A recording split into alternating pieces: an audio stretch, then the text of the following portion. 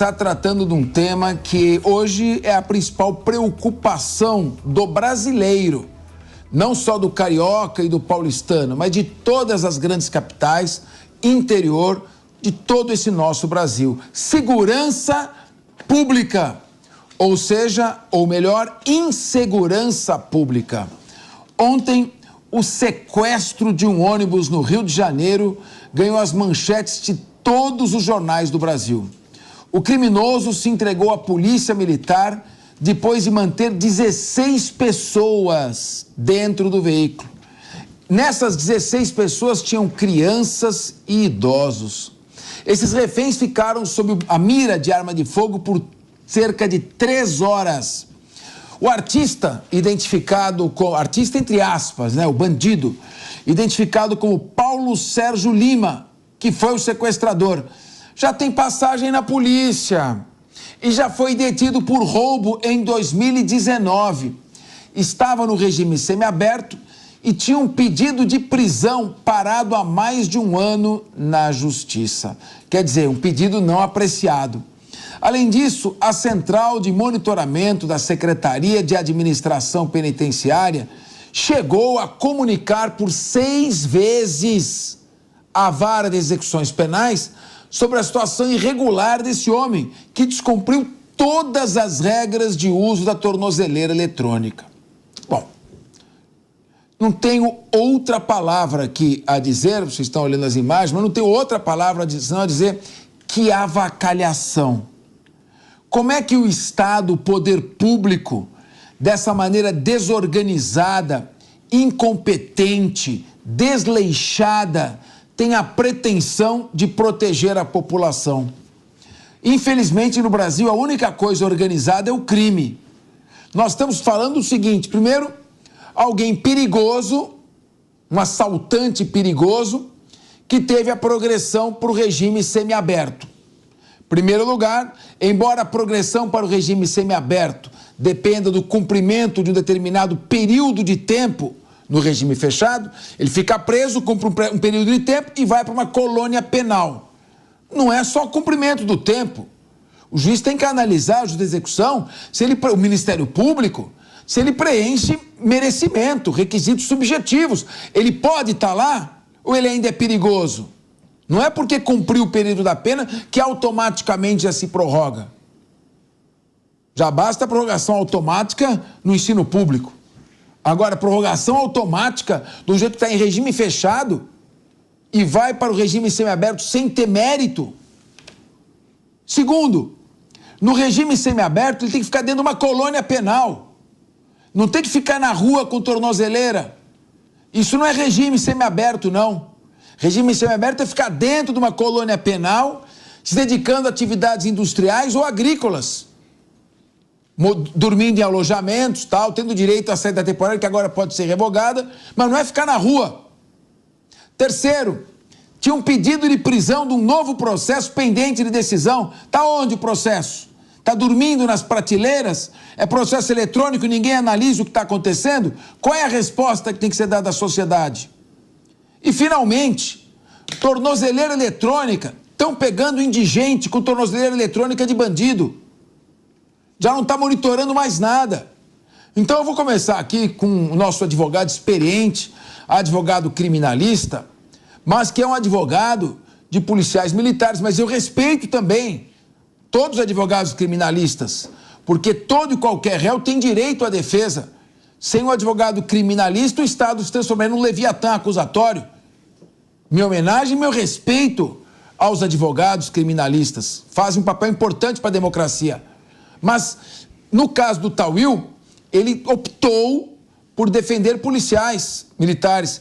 E eu quero saber de você, Emerson Tawil, que situação ridícula. Alguém que está desligando uma tornozeleira eletrônica, cumprindo o regime semiaberto como se fosse aberto, com pedido de prisão pendente que não é julgado, solto quando não deveria estar solto e sequestrando um ônibus com 16 pessoas. É brincadeira, meu amigo. Boa tarde, meu amigo Capeza, os amigos da bancada, a nossa audiência. É mais uma notícia que emporcalha e envergonha o nosso judiciário. Infelizmente, você acabou dizendo, ele foi preso em 2019 e 2022 pela prática de roubo, tá ok? Ele tem antecedentes, quando ainda menor, por práticas também delitivas, que não passou a maioridade, você sabe que ficam ali meio que esquecidas. Um indivíduo no semiaberto, já com uma nova condenação, a falha do Estado, o Estado não consegue fazer com que a engrenagem seja movida. Uma vergonha. Um rapaz está internado em estado grave, foi alvejado por 3 disparos desse indivíduo, um funcionário da Petrobras, inclusive, teve o seu pulmão perfurado, um rim, teve que fazer a retirada do baço, enfim, está num estado extremamente grave no Rio de Janeiro por conta da ineficiência do Estado. E são essas e outras, Capês, que faz com que a gente passe a rever, porque se fala muito em descriminalização da maconha, se fala da maioridade, a redução da menoridade, o aumento da pena. O que precisa é dar efetividade ao cumprimento do que nós já temos. Seria já um grande passo, um avanço, seria algo já surreal, de acordo com a capacidade que tem o Estado. E não é o primeiro e não será o último, Capês. Infelizmente, a sociedade fica à mercê desses marginais e o Estado, ineficiente, não consegue manter um marginal desse quilate atrás das grades. Ricamelo, nós estamos agora, o Congresso Nacional está para votar uma lei, um projeto de lei que revoga a saída temporária no regime semiaberto. Agora, se no regime semiaberto ele já está livre, porque não tem colônia penal, quer dizer, a saída temporária, a revogação da saída temporária vai ajudar muito pouco. Porque o que eu estou vendo é gente que está no regime fechado, saindo na saída temporária, que não pode. E quem está no semiaberto, que a lei dá o direito, já está no aberto. Então eu pergunto, não é muita avacalhação? Capês, boa tarde a todos vocês aqui, nossos ouvintes e telespectadores, a mesa também. É muita avacalhação. O MP pediu para prender esse sujeito aqui, esse criminoso, 1 ano atrás. Faz 1 ano que esse projeto está perdido em algum lugar. E, de fato, durante esse 1 ano, aí é o que a gente começa a ver, né? Começa a ver que esse criminoso, que já cometeu outros crimes no passado, desde da sua juventude, né? Continua fazendo isso porque ele entende que nós somos um país avacalhado. A gente entende que a justiça é avacalhada. Ele entende que ele não terá que pagar pelos crimes que ele está cometendo. Horas. De fato, ele vai para o semiaberto, aí o semiaberto não tem como fazer o semiaberto porque o Estado não tem estrutura, então vamos colocar a tornozeleira eletrônica, coloca a tornozeleira eletrônica, ele não cumpre com os pré-requisitos que tem que cumprir quando tem a tornozeleira eletrônica, e está tudo certo, está tudo bem, e o nosso amigo está lá impune. Então, claro, que ele vê a impunidade que está acontecendo com ele, ele fala, bora cometer mais um crime, por que não?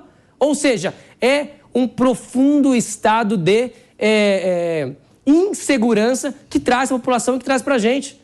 E é um profundo estado de segurança que traz para o criminoso, que entende que pode continuar sendo criminoso e nada vai acontecer. E se alguma coisa acontecer, quem sabe vai acontecer se encontrarem meu processo daqui a alguns anos, lá nos arquivos da onde estiver isso aqui, eletrônicos ou não, para que me coloquem na cadeia novamente. É um absurdo, é uma esculhambação, é uma tristeza a gente ver esse tipo de caso. Muito bem. Produção, eu quero ver agora o João Belutti. Eu quero as imagens aqui para que quem estiver nos acompanhando pela televisão, pelo YouTube, possa ver o assinte que foi isso, o sequestro de um ônibus ali, como colocando as imagens, pessoas aí, idosos, crianças, nem entrar num ônibus a pessoa tem paz mais para fazer. Querido João Belutti, é importante cobrar as autoridades, mas saber que o Estado está numa situação de esgotamento da sua estrutura total. Eu queria te ouvir. Não, perfeita a sua colocação e a sua indignação, Capês, porque a gente observa a falência do sistema prisional, do sistema de prender os bandidos mesmo, porque isso é um sinal muito claro para a sociedade de que a prioridade é soltar bandido. A gente vê que essa história de desencarceramento em massa, que é tão falado pelas visões progressistas, lembrando que progressista é somente uma marca, né? É marxismo mesmo na raiz. A gente observa bandidolatria, desencarceramento em massa. A gente tem o Rio de Janeiro fiscalizando o trânsito com drone, né? Drone para achacar o cidadão. Agora, para prender bandido, tá tudo bem. E essa reincidência, ela é um recado para o crime. Pode cometer o crime que não vai acontecer nada. A gente observa isso, vai lá, comete o crime e tá tudo bem. E é importante a gente lembrar que, certamente, quando esse cidadão foi para a delegacia, enfim, certamente já tinha algum representante dos direitos humanos para assegurar que ele foi bem tratado. Agora, para a vítima lá No hospital, duvido que tinha. E só para fechar, é que não existe ressocialização. Ressocialização é um conceito inventado na academia, na universidade, que na prática não existe. A universidade tem essa ideia de inventar conceitos para a gente que não existem na prática. O que existe é punição. Como não há punição, eles vão passando isso para a gente. Ó, ressocialização, mas não há ressocialização. O que há é punição e o Estado está falhando em punir. Mas para fiscalizar trânsito, tem até drone no Rio de Janeiro. Uma pena que o DDD 21 está nessa situação lamentável. Muito bem. E lembrando que daqui a pouco nós vamos estar falando, o próximo assunto imediatamente, essa briga dentro da União Brasil, o novo presidente reclamando que, ou pelo menos levantando suspeitas de que o anterior presidente incendiou a casa dele de praia, o ex-presidente dizendo que, na verdade, quem incendiou foi ele para fraudar o seguro. Uma questão aí que nós vamos colocar muito delicada. Mas para fechar esse assunto, nós temos aqui na mesa um economista. E, meu querido Daniel José, você é economista. O estado de São Paulo, para falar do estado que tem a maior estrutura econômica do país, sim, gastou quase 40 bilhões de reais no último orçamento, investindo em segurança pública. A Secretaria Nacional de Segurança destinou menos de 1 bilhão para todo o país. São Paulo gastou, só no estado de São Paulo, quase 40 bilhões. Tudo bem que o custo de suportar 82 mil policiais militares, 30 mil policiais civis, mais a folha de quem se aposentou, pensionistas, reformados, quem está de licença saúde, cabe com o Estado. Você, como economista e parlamentar de experiência também, não seria o caso de a gente começar a discutir se a União não tem uma obrigação maior com relação aos estados, constitucionalmente, de destinar uma verba maior do que ela destina?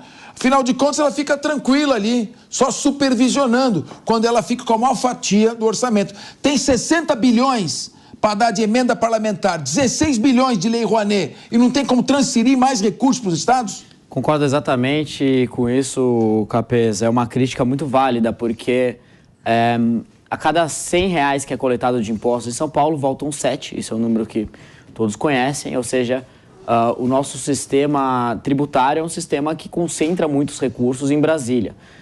Para todo mundo aí ter uma ideia melhor, o maior orçamento do Brasil, obviamente, é o do governo federal. O segundo maior orçamento é o do governo de São Paulo.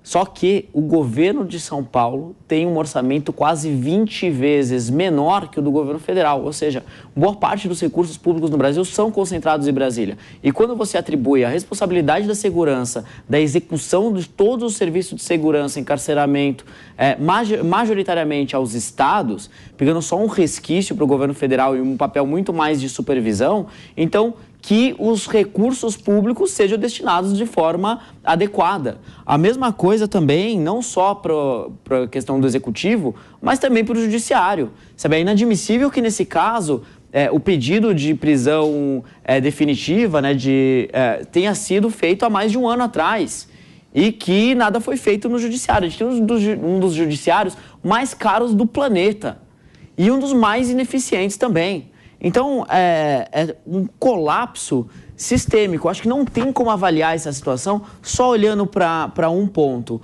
Não tem uma bala de prata que resolva todos esses problemas. São inúmeros problemas de um sistema que está quebrado, que envolve legislação penal, que envolve o sistema de encarceramento, que envolve uma justiça que é letárgica, que ela é leve, que ela é lerda, que ela, enfim, que envolve um governo federal que é conivente com a criminalidade, como já foi falado aqui. Então, a gente precisa de uma política nacional de segurança que leve em consideração todos esses fatores e que, de fato, trabalhe de uma maneira que funcione como um sistema.